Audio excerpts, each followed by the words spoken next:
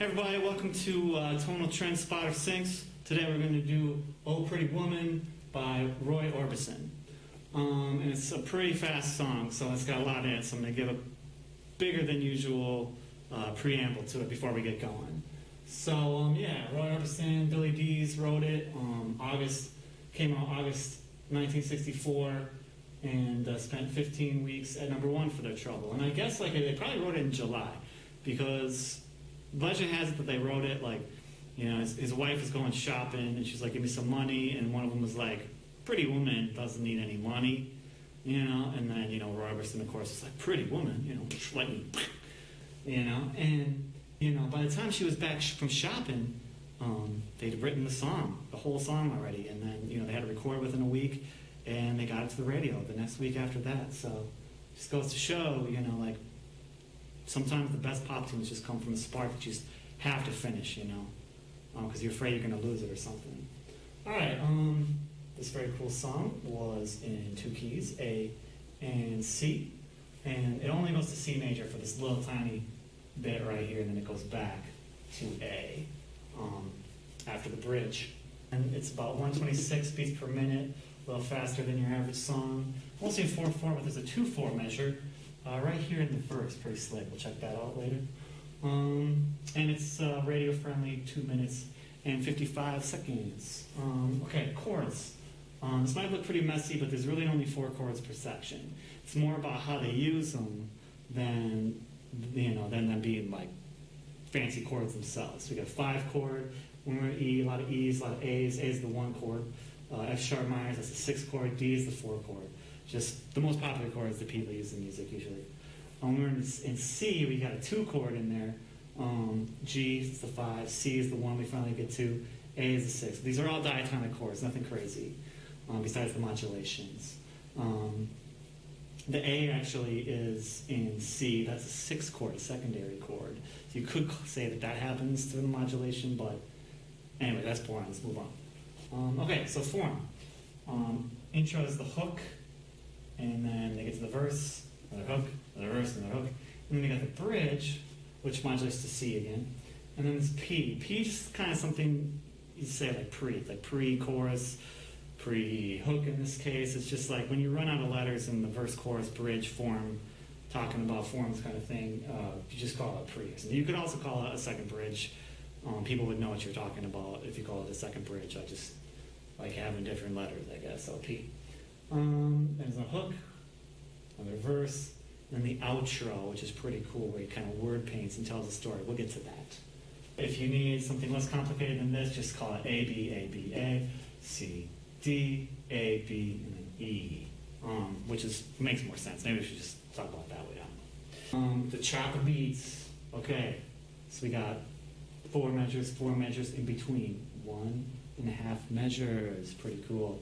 When we get to this little second bridge thing, it's this crazy thing where it's like X, O, plus, like X up here, where at the end of the bridge he plays an A. So he doesn't really need that because he already played it, right? And then we got the 6 measures, but then what would have been the eighth bar in an 8-bar phrase, he cuts out too because we're already at an E, which is consequently the chord that the hook relies on. So pretty cool stuff. X, and then 0 is where he gets to there. And then we cycle around, 6 measures, da-da-da-da, right there. Hook, 5, 5, 7, 2, 4. And then this little guy means that they kind of slice it there. And then 6, 5, 4. And then this little X just means like the last time, whenever they play it, they cut out that 4 and end on this 5. Kind of interesting when it comes to riff construction, I think. Hook slice, we were just talking about that. Chop of beats, a refrain, not chorus. We're going to talk about that a little bit when we get going. How you might notice there's no C's here. There's no chorus. It's just like a refrain. What is a refrain? We'll get to that. 2-5-1 modulation, where we mod to C major here, but we don't actually get to a C major chord until the 3rd chord. So that's kind of interesting. We'll talk about that later. Then when we go to the next key mod here, represented by green, it's kind of cool because it modulates into the verse chord change in the middle, right here. See the 0 right there? Like when it starts, it's kind of skipped this guy. Started here, remember, at the end. We'll get to that. Chapter measure, we were just talking about that. Words fail, outro wins. We'll get to that too, about how like it kind of sounds like he's forgot his words, but really what he's doing is kind of telling a story in kind of like just a performance kind of way. So let's start. That's enough whetting your appetite. Let's actually get to this. I got the iTunes greatest hits version or whatever. Should be cool if you have like the album version. All right, 3, 2, 1, play. Okay, so here's this hook right here. They only give you a little bit at first. It's kind of like a little teaser trailer.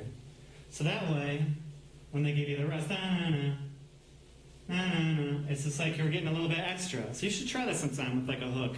Maybe do that with other people's hooks. Try to give them a little bit, give them the rest. All right, check out this chop beat. 1, 2, 3, 4, 1, 2.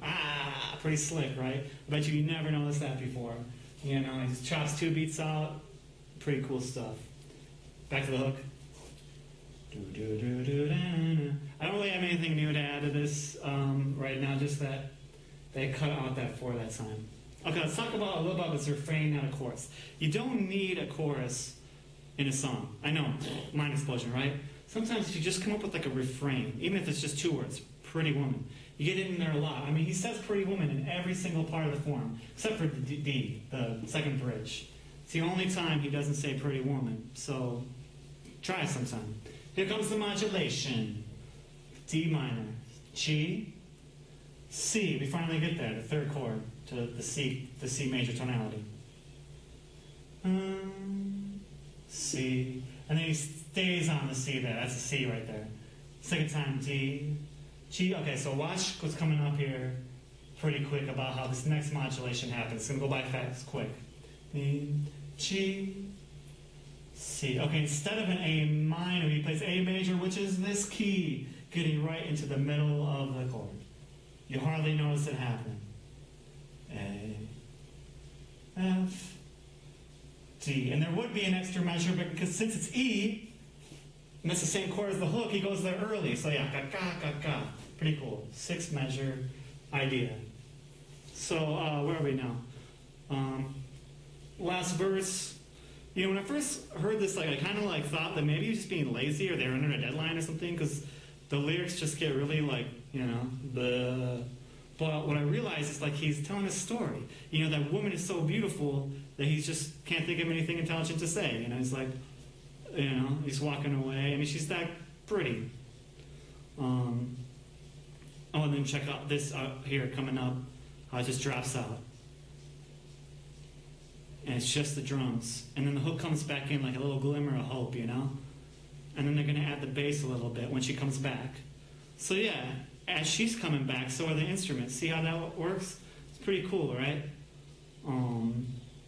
Back to me. It's you don't know if she's coming back for to say hi to him, I mean, the song's almost over, the radio's got to happen. The radio cut-off's got to happen, So you don't know if she's going to talk to him, or if she forgot her gift receipt, or what. That's kind of what I like about it, is you don't know if she's blonde or brunette. He leaves stuff out. That's a good storytelling song right there. Because human brains, we like to fill in some of those gaps ourselves. So just don't get, let that technique get lost on you. You don't always have to give everybody the whole picture. And this song is just a really cool example of that. Final thoughts are, back to this 2:55 thing. Sometimes I wonder, whenever I see a song, it's right up to that old school 3-minute cutoff. I like to look back, once I see that, okay, do you think any of these things that they did were because of that? Maybe it was just past 3 minutes, and they were okay, ooh, what if we cut that guy out?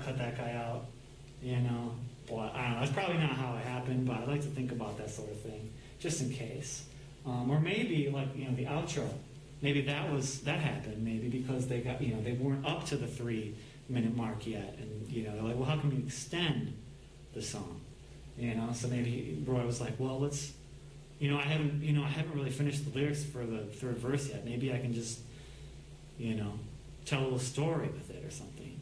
So I don't know if either of those theories are correct. They're probably not. I just, when you're tonal trend spotting, it's just fun to get everything up on the page and just start to imagine what was going through their heads when they were songwriting, because that way when you write your own songs, you can take some of these tonal tricks that you either identified or even made up in your head that, maybe they didn't even do, but you can take those tonal tricks and maybe apply it to your own music.